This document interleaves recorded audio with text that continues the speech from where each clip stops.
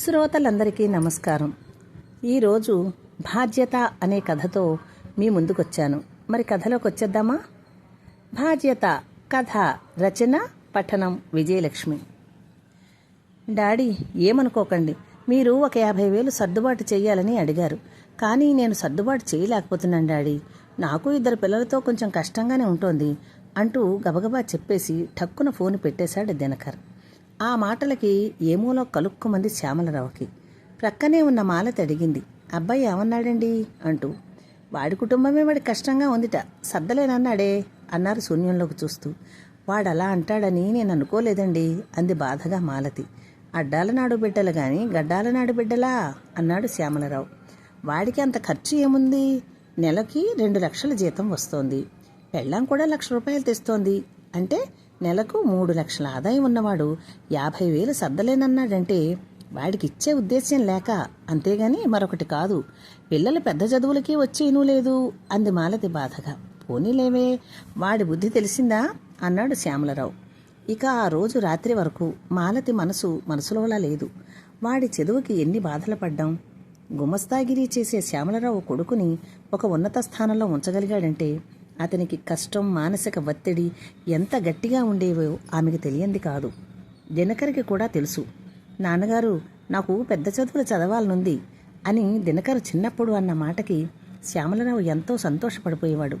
వాడైనా బాగా చదువుకుని మంచి ఉద్యోగం చేసుకుంటే హాయిగా బ్రతుకుతాడు. నాలాగా ఎక్కడ వేసిన గొంగళి అక్కడే అన్నట్లు లేకుండా ఉంటే నాకు అదే 10,000 అనుకునేవాడు. దినకరు ఇంత నిర్మోహమాటంగా చెప్పేస్తాడనుకోలేదు శ్యామలరావు మాలతి. నా కొడుకుకి నేనంటే ఎంత ప్రేమో అని 10 మందితో చెప్పుకునేది మాలతి. అవును, ఎంతసేపు కొడుకుని వెనకేసుకొస్తావు అనేవారు కూతుళ్ళిద్దరూ. అది కాదర్రా, మీరు పెళ్ళిళ్ళు చేసుకొని అత్తవారిళ్ళకి వెళ్ళిపోతారు, మమ్మల్ని చూసేది వాడే కదా అనేది మాలతి. పోన్లే, మరి మేము కఠినాత్మలం, నీ కొడుకు వెన్నపూస అనేవారు కూతుళ్ళు నవ్వుతూ. శ్యామలరావు ఒక గవర్నమెంట్ ఆఫీసులో గుమస్తాగా పనిచేసేవాడు. చాలా పద్ధతైన మనిషి. ఎవరి పనైనా తన పని అన్నంతగా చేసేవాడు. శ్యామలరావుకి 2 కూతుళ్ళు, రమణి, రజని. కూతుళ్ళ తర్వాత దినకర్ పుట్టాడు. రమణి, రజని పుట్టాక శ్యామలరావు పిల్లలు చాలు అనుకున్నప్పుడు మాలతి తల్లి, అది కాదల్లుడు గారు, ఈసారి మీకు ఖచ్చితంగా మగపిల్లాడు పుడతాడు, మగబిడ్డ ఉంటే తండ్రికి సాయం, నా మాట వినండి అంటూ పట్టుబట్టడంతో దినకర్ పుట్టాడు. 2 అమ్మాయిల తర్వాత పుట్టాడేమో. మాలతికి వాడంటే పిచ్చి ప్రేమ. నా కొడుక్కి నేనంటే ఎంత ప్రేమో అనుకునేది. కాస్త పెద్దయ్యాక కూతుళ్ళు, అమ్మా నువ్వంటే వాడికి ప్రేమ కాదు, నీకే వాడంటే పిచ్చి అనేవారు నవ్వుతూ. కూతుళ్ళకి డిగ్రీలు అయ్యాక మంచి సంబంధాలు చూసి పెళ్ళిళ్ళు చేసేశాడు. ఇక కొడుకు ఏదంటే అది చేశాడు. అనేకంటే చెయ్యకపోతే మాలతి ఒప్పుకునేది కాదు. దినకర్ బాగా చదువుకున్నాడు, మంచి ఉద్యోగంలో సెటిల్ అయ్యాడు. తాను ఒక అమ్మాయిని ప్రేమించానని ఒకరోజు బాంబు పేర్చడంతో శ్యామలరావు, మాలతి హతాశులయ్యారు. అదేంట్రా, మావయ్య కూతురు శృతిని చేసుకుంటామని మావయ్యకి మాటిచ్చాం కదా, చదువుకి అడపాదడపా మావయ్య అప్పు కూడా ఇచ్చేవాడు అంది మాలతి. అయితే ఏంటమ్మా, అప్పిస్తే అప్పు తెచ్చేశాం కదా, అయినా దానికి దీనికి సంబంధం ఏంటి? నేను బృందా ప్రేమించుకున్నాం, నేను బృందనే పెళ్లి చేసుకుంటాను, మీరిద్దరూ వాళ్ళ పేరెంట్స్తో మాట్లాడండి అన్నాడు దినకర్. దినకర్ గురించి అసలు అలా ఊహించలేదు. దినకరు అమ్మా అంతా నీ ఇష్టం అంటాడనుకుంది. కానీ తన అంచనా తారుమారైంది. అదేంటి, దినకర్ నా బంగారు కొండ ఇలా మాట్లాడుతున్నాడేంటి? వాడి దృష్టిలో అమ్మకి నాన్నకి ఇచ్చిన విలువ ఇదా? తనకి తెలియకుండానే తన పెళ్లి తానే నిర్ణయించుకునే స్థాయికి వచ్చేశాడా? వాడు మారిపోయాడా? లేకపోతే నేనే భ్రమపడ్డానా? దినకర్ అమ్మ కూచి అనేవారందరూ అమ్మ మాట ఆడతాడని ఆట పట్టించేవారు. అలాంటి దినకర్ ఏమాత్రం భయం లేకుండా తండ్రి ముఖంలోకి చూస్తూ చెప్పేశాడు. అసలు తండ్రి ముఖంలోకి చూసి ఏ రోజు మాట్లాడేవాడు కాదు. అన్నీ అమ్మకి చెప్పడం, అమ్మ నాన్నకి చెప్పి తనకు కావలసినవి ఇప్పించడం, అదే తనకు తెలుసు. కానీ ఇలా తండ్రితో డైరెక్ట్గా చెప్పడం జీర్ణించుకోలేకపోతోంది మాలతి. అయినా ఎవరా అమ్మాయి అంది. మన క్యాస్ట్ కాదు, అయినా మీరు ఒప్పుకోవలసిందే, నేను తనని తప్ప ఎవ్వరిని పెళ్లి చేసుకోను అంటూ ఖరాఖండిగా చెబుతున్న కొడుకును చూసి కళ్లల్లోంచి ధారాపాతంగా కన్నీళ్లు కారుతుండగా దినకర్ ముఖం మసకగా కనిపిస్తోంది మాలతికి. తన ముఖంలోకే చూసి మాట్లాడడానికి భయపడే దినకర్ ఏమీ కాకుండా తన నిర్ణయాన్ని నిర్భయంగా చెప్పడం చూసి శ్యామలరావు మనస్సు అల్లకల్లోలమైంది. శ్యామలరావు, నిర్ణయం నీదైనప్పుడు మేమడగడమేమిటి? నువ్వే వెళ్ళి అడుక్కొని నువ్వే చేసుకుని అక్కడి నుంచి అలా వెళ్ళిపో అన్నాడు నిశ్చలంగా శ్యామలరావు. కొడుక్కి పెళ్లి చేయవలసిన బాధ్యత మీకు లేదు అన్నాడు సీరియస్గా దినకర్. మాలతి నిశ్చేష్టురాలైంది. తను ఎంతగానో పెంచిన తన ముద్దుల కొడుకునా ఇలా మాట్లాడుతున్నది? ఆమె హృదయం బద్దలైంది. ఒక్కసారిగా తల గిర్రున తిరుగుతున్నట్లయిపోయి తల చేత్తో పట్టుకుని ఏడుస్తూ కిందకు పడిపోయింది. చాలు నీ నటనలు ఆఘాయిచ్చాలు అన్నాడు దినకర్. శ్యామలరావు కంగారు పడుతూ మాలతి మాలతి అంటూ గట్టిగా కుదుపుతూ ఆమెను లేపే ప్రయత్నం చేస్తున్నాడు. దినకర్ బయటకు వెళ్ళిపోయాడు. ఈలోపు పని మనిషి వచ్చి చూసి శ్యామలరావుకి సాయం చేసి లేవదీసి మంచం మీద పడుకోబెట్టారు. నోట్లో మంచినీళ్లు పోశాడు. మాలతి, వదిలే, నువ్వు బాధపడకు, పోనీ, వాడు మన మాట వినే పరిస్థితిలో లేడు. అనవసరంగా నీ ఆరోగ్యం పాడు చేసుకోకు అన్నాడు అనునయంగా. శ్యామలరావు ఖరాఖండిగా చెప్పేశాడు, నేను బృంద తల్లిదండ్రులను అడగను అని. మధ్యాహ్నం భోజనం టైంకి ఇంటికి వచ్చిన దినకర్, వాళ్ళకి ఫోన్ చేశారా లేదా అన్నాడు. నేను చెయ్యను అన్నాడు కటువుగా శ్యామలరావు. ఎందుకని అడగరు అన్నాడు తలెగరేస్తూ. నాకు ఇష్టం లేదు కనుక స్థిరంగా చెప్పాడు. మాలతి కొడుకు వైపు నీరసంగా చూస్తోంది. వీడు దినకరేనా? తను ఏడుస్తూ కుప్పకూలిపోతే ఏమన్నాడు? చాలు నీ నటన, ఎంత మాట అన్నాడు. ఇదా నా పెంపకం? కూతుళ్ళు కంటే వీడిని ఎంత అధికంగా ప్రేమించాను, లాలించాను. వాడు పెద్దవాడైనా చిన్నపిల్లాడే అనుకున్నాను. అమ్మా, అలా ఎలా ఉన్నావమ్మా అని కూడా అడగలేదు. వీడికేమైనా ఎవరైనా మందు పెట్టారా? మాలతి మనసులో రకరకాల ఆలోచనలు చుట్టుముడుతున్నాయి. దినకర్ విసురుగా తల్లి దగ్గరకు వచ్చాడు. అమ్మా, నువ్వైనా మాట్లాడతావా అన్నాడు. మాలతి భర్త వంక చూసింది. ఆయన కోపాన్ని తగ్గించుకోవడానికన్నట్లు కళ్ళు మూసుకొని ఉన్నారు. అది కాదురా, నాన్నగారికి ఇష్టం లేకుండా నువ్వు చేసేసుకుంటావా అంది కన్నీరు కారుస్తూ. ముందు నువ్వు ఆ ఏడు పాపు అన్నాడు చిరాగ్గా. అవునరా, నాన్నగారి ప్రమేయం నీకేమీ అక్కర్లేద్దా? నాన్నగారు నీకోసం ఎంత కష్టపడి చదువు చెప్పించారు అంది మరలా. అమ్మా, కన్నప్పుడు ఆ మాత్రం చదువు ఎవరైనా చెప్పిస్తారు.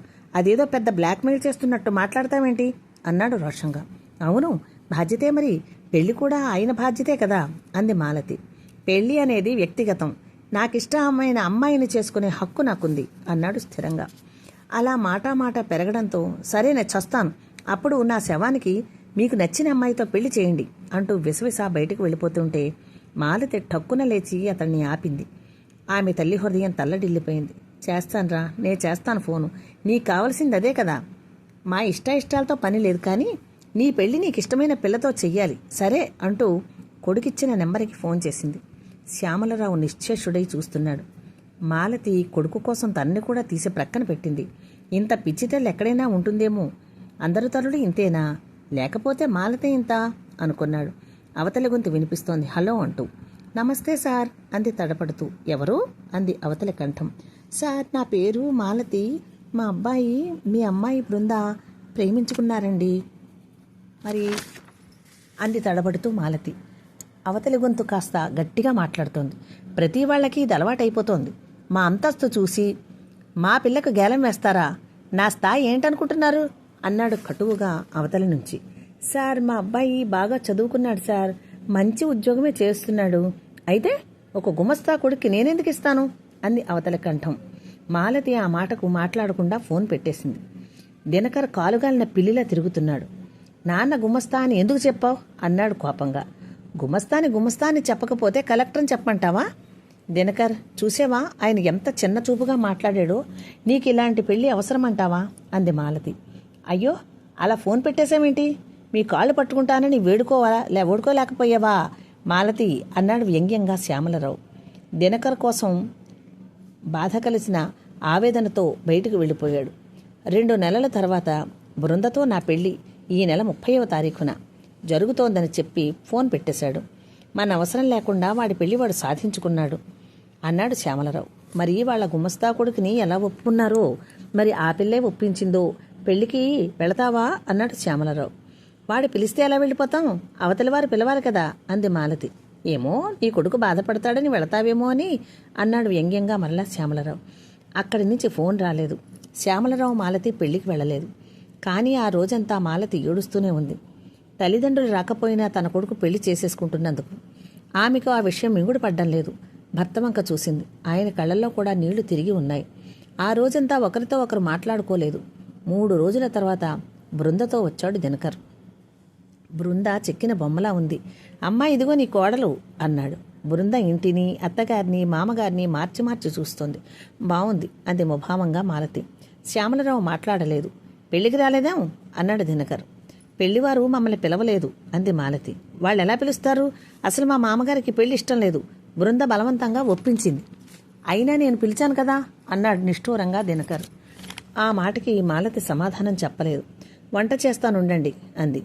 వద్దు, మేము వెళ్ళిపోతాం. నువ్వు బాధపడతావని బృందని తీసుకొచ్చి చూపించాను అన్నాడు దినకర్ ఓరగా తండ్రి వైపు చూస్తూ. బృంద కూర్చోమన్నా కూర్చోలేదు. వెంటనే బయలుదేరి వెళ్ళిపోయారు. అలా వెళ్ళిపోయిన దినకర్ మరలా 2 సంవత్సరాల తర్వాత ఏడుస్తూ ఇంటికొచ్చాడు. బృంద విడాకులిచ్చి వెళ్ళిపోయిందని. మాలతి చాలా బాధపడింది. శ్యామలరావు అప్పుడు కూడా నాకు ముందే తెలుసున్నట్లు ఉండిపోయాడు. ఎందుకు విడాకులిచ్చింది అని మాలతి ప్రశ్నించలేదు. మరొక 2 ఏళ్ల తర్వాత శ్యామలరావు మాలతులు ఒక సంబంధం చూసి మరలా దినకర్కి పెళ్లి చేశారు. తమ బాధ్యతగా. నిత్య కూడా బాగా చదువుకున్నదే, ఉద్యోగం కూడా చేస్తోంది. నిత్య దినకర్లు జీవితం బాగానే ఉన్నట్లు సమాచారం.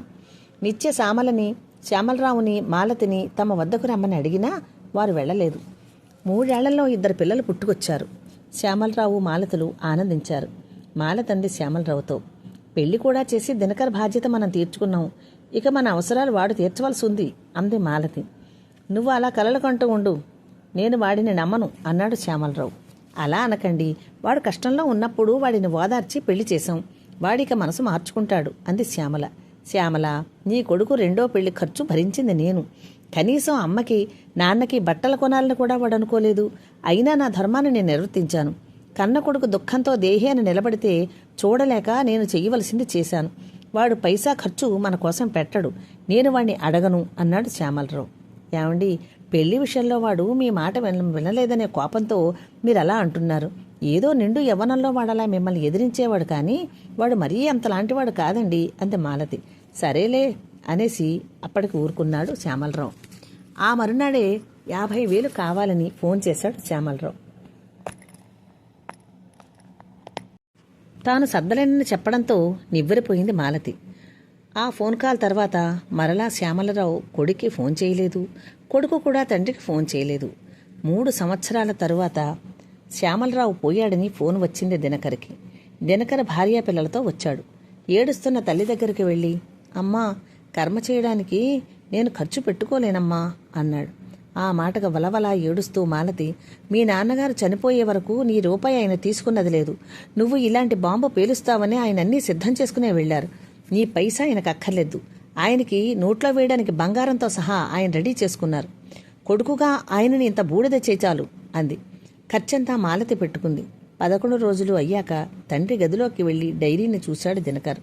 అందులో తన విషయంలో ఆయన పడిన అసంతృప్తి అంతా వ్రాసుకున్నారు. దినకర్, నే పోయాక నువ్వు ఈ డైరీ చదవాలని అనుకుంటున్నాను. నా బాధ్యత గురించి నువ్వు నీ పెళ్లి విషయంలో, చదువు విషయంలో నన్ను నిలదీశావు. కానీ నీ బాధ్యత గురించి నేను నిలదీయను. ఎందుకంటే నాకంత అవసరం లేదు, కర్మగానీ లేదు. నేను చెరు ఉద్యోగైనా నాకు మీ అమ్మకు అవసరాలకు నేను డబ్బు దాచుకున్నాను. నిన్ను 50,000 అడిగింది ఎందుకో తెలుసా? నీ డబ్బు నాకు అవసరమయ్యి కాదు, నిన్ను ఎంతగానో ప్రేమిస్తున్న నీ తల్లికి నీ నైజం తెలియజేయడానికి. అంతే తప్ప నా అవసరం కోసం కాదు. నీ నిజస్వరూపం తెలిసిన మీ అమ్మ హృదయం ఘోషించే సముద్రమే అయ్యింది.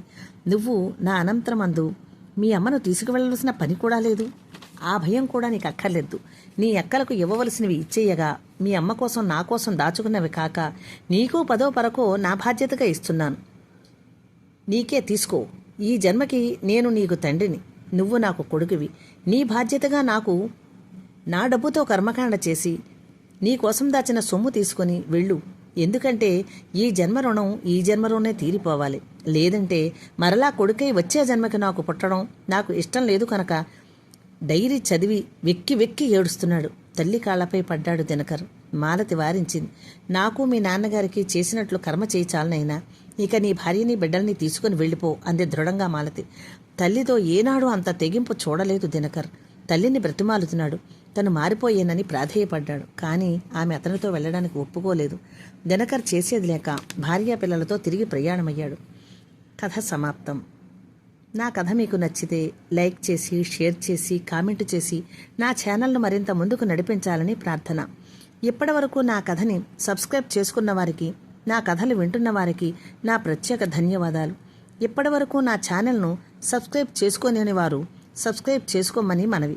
ధన్యవాదాలతో మీ విజయలక్ష్మి. మళ్ళీ మరొక కథతో కలుద్దాం.